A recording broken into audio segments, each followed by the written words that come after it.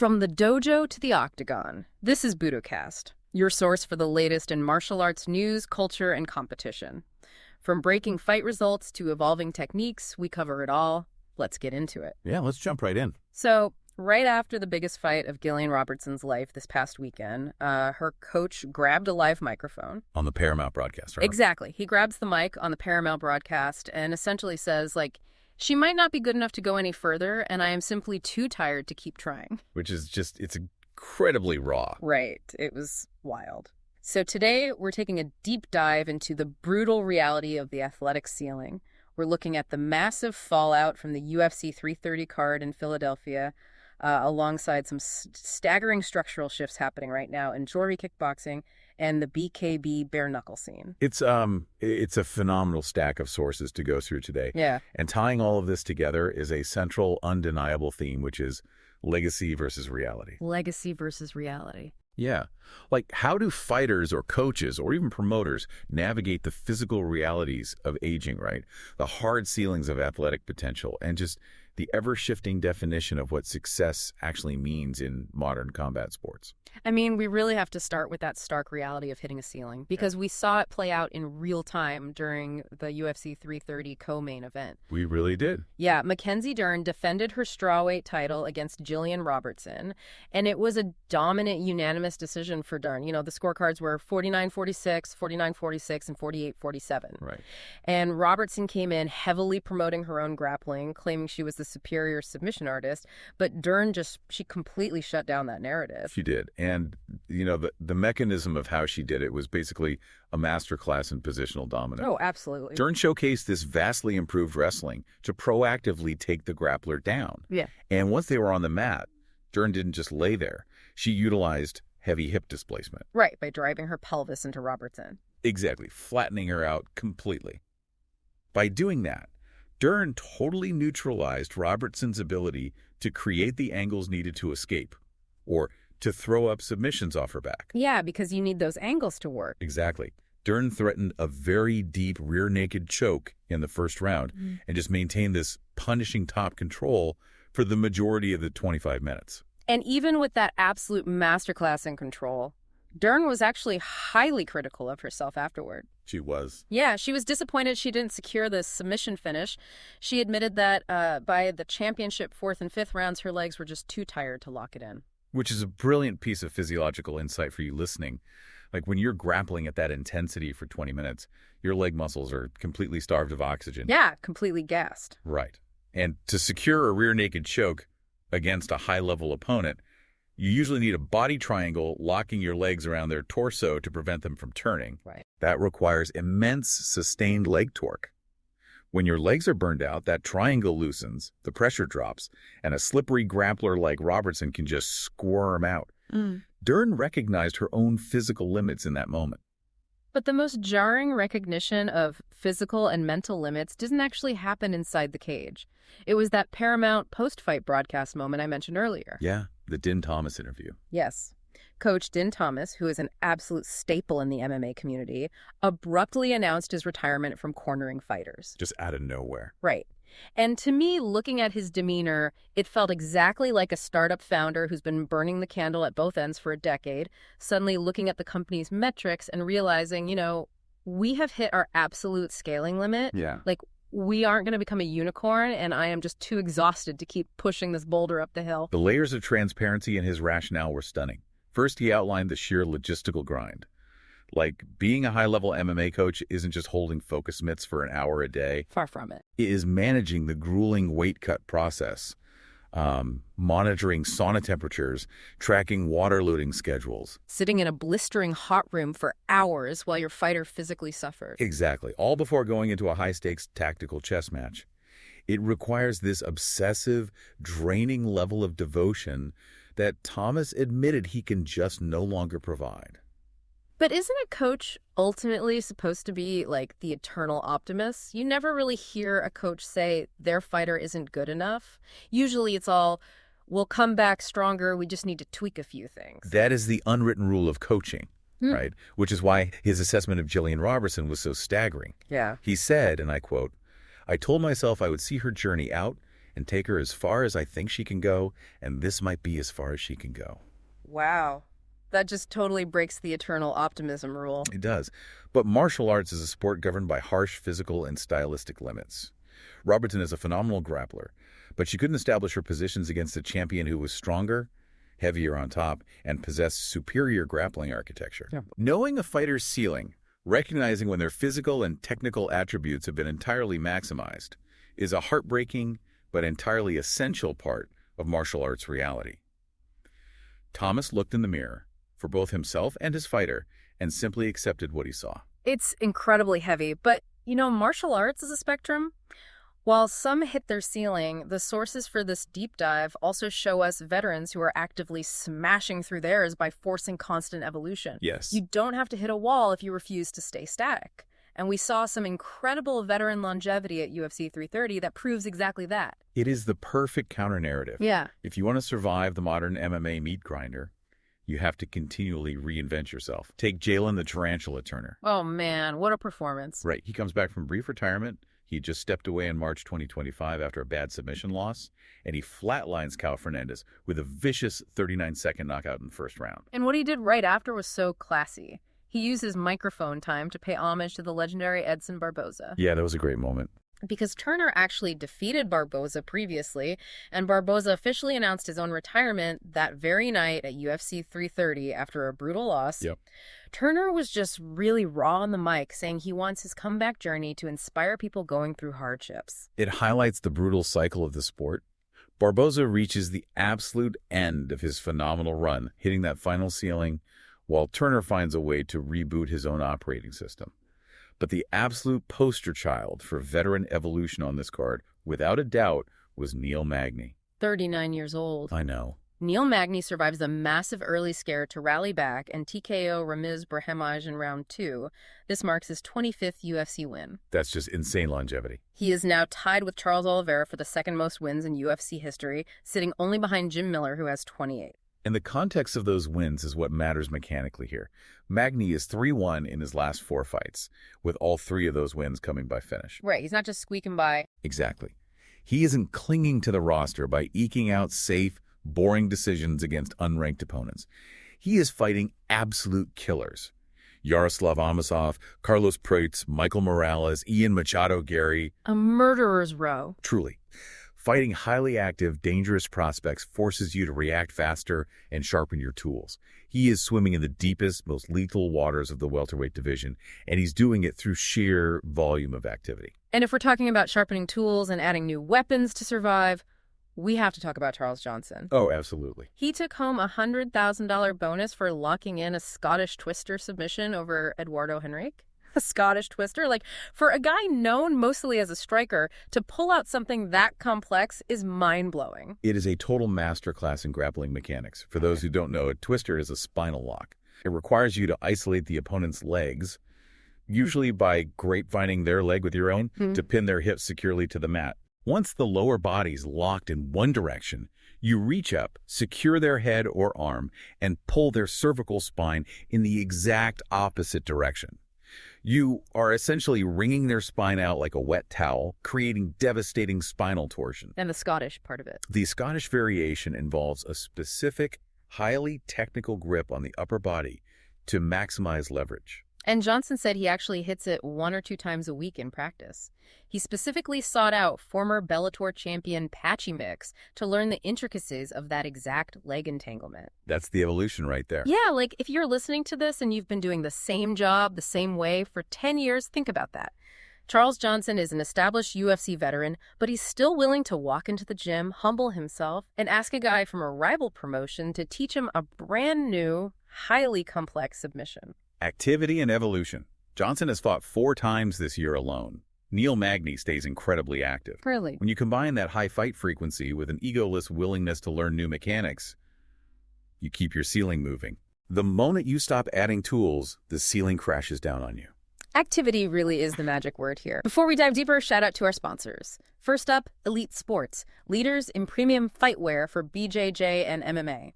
Whether you're rolling or striking, they've got gear built to move with you. Check them out at elitesports.com. And if you're a school owner looking to optimize your dojo's performance, you need to check out Lotus by Open Black Belt. It's the ultimate management software for tracking ranks, attendance, and billing. They are currently offering a free trial to our listeners. Streamline your business so you can spend more time on the mats. Visit openblackbelt.com to start your trial today. You can find links for both in the show notes. And if you've got a story, news tip, or question, send it to us at budocast.com. So we've established the mechanisms of how activity keeps middle-of-the-pack veterans alive and evolving. Yeah. But the dynamic shifts dramatically when that demand for activity reaches the absolute top of the food chain where the belts are held. Let's look at the UFC 330 main event to see exactly how that works. Islam Makhachev successfully defended his 170-pound welterweight belt against Ian Machado Gary in a gritty, incredibly bloody unanimous decision. Very bloody. Yeah. But the real structural shockwave happened at the post-fight press conference. Carlos Prates, who is 32 years old and currently riding a terrifying 3-fight knockout streak, issued a chilling warning. Yeah, he did. He told Makhachev, "I will knock you out. I will bring that belt to Brazil." A classic promotional call-out. Yeah. But Makhachev's reaction defied all the usual matchmaking logic. Right. Instead of brushing Prates off or pointing out that Prates needs to fight higher-ranked guys first, Makhachev entirely agreed with him. Yeah, he was completely on board. Makhachev flat out said Prates deserves the next title shot over established, undefeated contenders like Michael Morales or Shavkat Rakhmonov. He said, and I quote, "Shavkat is not fighting, Prates is still fighting, still active. Morales is good, but I don't remember the last time he fought." So, is this the definitive proof that the UFC machine now outright prioritizes sheer activity over careful strategic record management? It proves that an active champion's biological clock dictates the entire division's ecosystem. Okay, unpack that. Well, Makhachev is 34 years old. He explicitly stated he took no major injuries against Gary, and he has a hard, unmovable deadline coming up, which is Ramadan. Break down why Ramadan is such a hard stop for an MMA fighter. It really comes down to the physiology of the weight cut. A 170-pound fighter like Makhachev might naturally walk around at 190 pounds. Right, they cut a lot of water weight. Exactly. To make weight, they undergo this grueling dehydration process during fight week, followed by a massive 24-hour rehydration camp to put the fluid back into their brain and muscles before they step into the cage. Yeah. During Ramadan, practicing Muslims fast from both food and water during all daylight hours. You simply cannot undergo a severe dehydration and rehydration cycle when you are legally and religiously prohibited from drinking water while the sun is up. Your organs would fail. Absolutely. Makhachev knows he must fight before Ramadan begins around the end of January 2026. He cannot afford to sit around while contenders like Shavkat Rakhmonov negotiate the perfect contract. He needs a body right now. Precisely. And an active champion demanding an active challenger fundamentally rewires the behavior of the entire top 10. How so? Because it punishes fighters who try to sit on their ranking to protect their brand. When the champion says, "I will only fight the guy who fought last month," it forces everyone else to get off the couch, risk their records, or just watch the title shot pass them by. Makhachev's demand proves the UFC machine thrives on active individuals. Like the UFC needs a Carlos Prates to build his brand through activity so they can eventually sell the pay-per-view on his name. Yep. But across the combat sports world, another major promotion is making a terrifyingly opposite bet, that the individual fighter doesn't matter at all. We are watching a fascinating real-time economic experiment in the kickboxing world with Julie Kickboxing. Right. Glory's CEO, Marshall Zelaznik, recently made this incredibly blunt public admission. He literally stated, "We don't pay for your name." Such a wild thing to say out loud. And because they refuse to pay for star power, Glory is currently bleeding generational talent. We don't need to list the entire roster, but let's look at the two biggest examples. Rico Verhoeven, the undisputed heavyweight king, just vacated his belt after 13 defenses and more than a decade as the face of the company. Yeah, citing a lack of clear communication about his value. Exactly. And before that, Cedric Dombé, one of their most electric stars, packed up his massive fan base and left for the PFL, a rival MMA promotion with incredibly deep pockets backed by Middle Eastern investment. Not to mention guys like Tijani Bistadi and Levi Richter's leaving for MMA, or Jamal Ben Sadek joining the WFL. Yeah. And Zelaznik isn't blinking. He's entirely unfazed by losing his biggest draws. Wait, let me challenge that for a second. Is Zelaznik's gamble really that crazy? Didn't the UFC itself build a multi-billion-dollar empire by promoting the three letters UFC over individual fighters for years? Why wouldn't that exact same model work for Glory Kickboxing? It's a great question, but the economics are entirely different. The UFC succeeded with that model because, for a long time, they held a virtual monopoly on top-tier MMA talent. Oh, right. If you wanted to see the best fight the best, you had to watch the UFC. Glory does not have a monopoly on elite striking. Promotions like the PFL or the World Fighting League have massive financial backing and can easily outbid Glory for a star like Cedric Doumbé. Yeah, that makes sense. And when Doumbé leaves, his millions of followers go with him. I see. To me, Glory's strategy feels like a legendary Michelin star restaurant deciding to fire all of its celebrity chefs because management has convinced themselves that the customers are only paying to sit in the beautiful dining room. That's perfect. Right, like they actually believe people are paying for the ambiance of the building, not the specific food the chef puts on the plate. The restaurant analogy hits the nail on the head. Zalaznick is restructuring the entire 2026 calendar around frequent title defenses and belts across fewer weight classes. Okay. His theory is that the brand of Glory and the physical gold belts themselves are the draw.